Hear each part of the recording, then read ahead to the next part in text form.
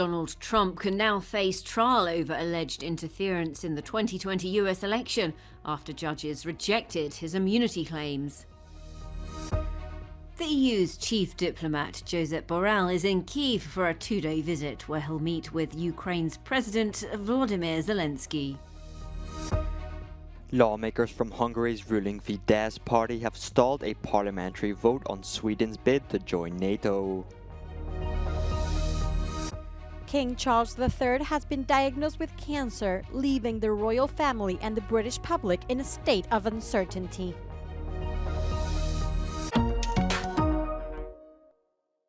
Donald Trump can now face trial on charges that he plotted to overturn the results of the 2020 US election after a federal appeals panel rejected the former president's claims that he's immune from prosecution. It's the second time in as many months that Trump's arguments have been spurned by judges. The Republican ex-president could now make additional appeals that may reach the US Supreme Court. The trial was originally set for March, but it was postponed last week without a new date set. The Republican primary front-runner will be hoping he can delay it until after the November election. The European Union's chief diplomat, Josep Borrell, arrived in Kyiv for a two-day visit where he attended a training demonstration for Ukrainian police. The EU High Representative will also meet with Ukraine's top officials, including President Volodymyr Zelensky.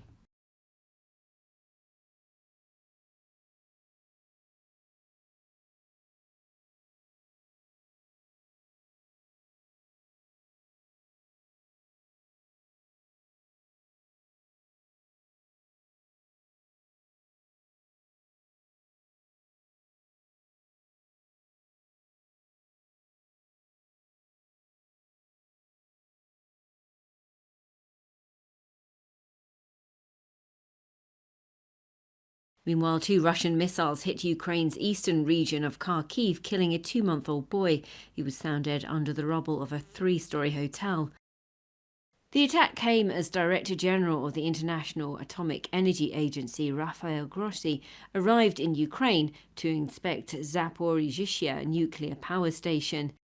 The aim of the visit is to assess the impact of recent Ukrainian personnel reductions after Ukrainian authorities who are occupying the facility denied them access.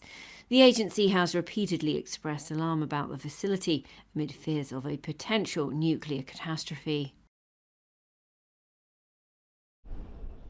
Hungary is the only country holding up Sweden's accession to NATO.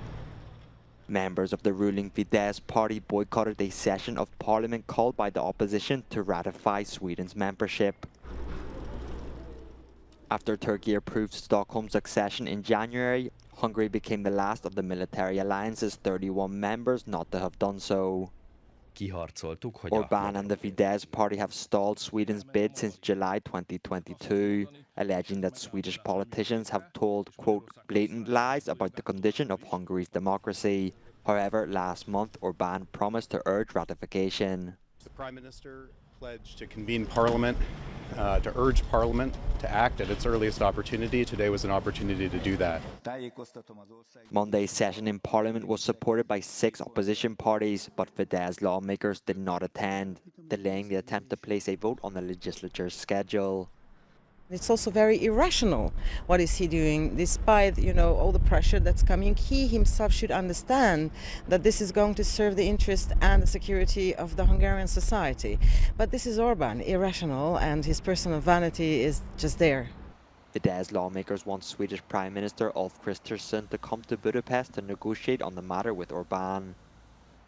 Kristersson has said he will make the trip, but only if Hungary votes to approve his country's NATO membership. King Charles III has been diagnosed with cancer, leaving the royal family and the British public in a state of uncertainty. I guess he will have good treatment. It does concern me because of the stability for the country, I think. When I heard the news last night, I was quite upset. And I just kind of hope the next couple of weeks we get some kind of stabilisation news and then really go from there. As someone that's suffered from cancer, I'm glad he's making it public and sharing it with other people, so hopefully it raises more awareness of something that's just horrid. The king was diagnosed with cancer during a recent treatment for an enlarged prostate. The palace has not revealed what type of cancer it is, but says it is not connected with his prostate condition.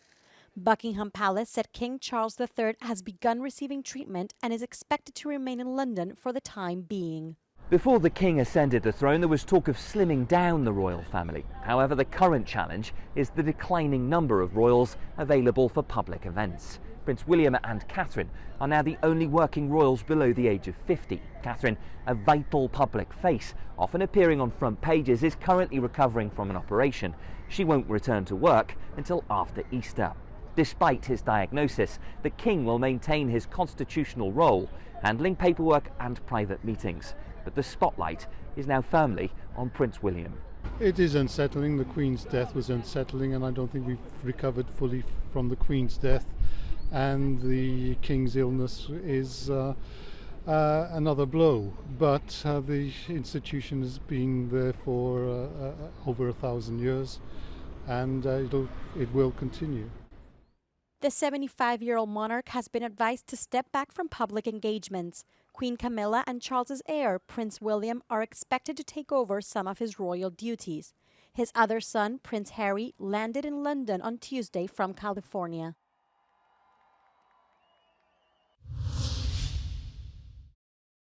Turkey has marked the first anniversary of last year's devastating earthquake with prayers and events showcasing its reconstruction efforts. Some 53,000 people died in the country and many thousands lost their homes in Turkey's southern regions. At an event in the devastated town of Kahramanmaraş, President Erdogan hailed the construction of more than 9,000 new homes. İşte bunun için 6 Şubat gününü depremdeki kayıplarımızı yad etme yanında afetlere karşı milli dayanışmamızı ispatladığımız ve her geçen gün güçlendirdiğimiz bir tarih olarak da hatırlayacağız. Amid the mourning, there was still simmering anger over the authorities' perceived slow response to the disaster. Many victims died in the days after the quake. Some 6,000 people were killed in neighbouring Syria, and aid agencies say the situation is much worse for survivors there, with reconstruction work moving very slowly. 2 assailants have been shot dead in Istanbul while trying to attack the Turkish city's main courthouse. One person, a prosecutor, later died of his injuries, and 6 people were also wounded. A far-left group has been blamed for the incident, which took place on the anniversary of the 2023 earthquake. Saat 10.30-11 suları arasıydı. İçeri işlem yapmak için gelmiştim adliyeye. Giriş yaptıktan bir 5-6 dakika sonra çatışma sesleriyle zaten bir panik yaptık. Hemen anonslar falan edildi. İçeride bir polis memuru vuruldu. Terör saldırısı diye adlandırıldı. Hepimizi zaten kafeterya bölümlerine doğru uzaklaştırdılar. Sonra polis memurunun biz kan içinde yere düştüğünü gördük. Ondan sonra zaten hepimiz panikledik. Canavliyle hepimiz sağa sola kaçtık zaten. The EU's proposal to reduce the use of pesticides is the first to fall victim to farmers' protests. The plan aimed to halve pesticide use by 2030 with the goal of reducing biodiversity loss. It is the first defeat for the European Green Deal, the European Commission's flagship environmental policy. This is how Ursula von der Leyen announced the withdrawal of the law, known as SUR. The Commission proposed SUR, which is the worthy aim to reduce the risks of chemical plant protection products. But the SUR proposal has become a symbol of polarization. It has been rejected by the European Parliament. There is no progress anymore in the Council either. And that is why I will propose to the College to withdraw this proposal. The law already received a fatal blow last November when the European Parliament voted down its own position on the text, leaving it with virtually no chance of going ahead. Negotiations between EU capitals were also at a deadlock. The main farmers' organization, Copa Cogeca, complained that the proposal imposed targets from above and was poorly designed, poorly evaluated, poorly financed, and offered few alternatives to farmers. It doesn't take into account the reality on the spot, because all of us, I think, we want to reduce the use of chemical pesticides. But the question is what we put, what we replace with what, this kind of pesticides, in order to give to the farmers the possibility to continue their work. But increasing loss of biodiversity, including key pollinators for agriculture, cast doubt on whether this is the best move for the planet. Green parties believe it's not. They claim that it is in the name of the interests of the farmers. Well, I don't know whether farmers will see it the same way. Of course, they are over-reliant on pesticides, but as you know, pesticides, there's a side thing in the word which means killer, right? So it can't be a good thing. Farmers' protests continued to spread across Europe on Tuesday, after reaching Brussels last Thursday.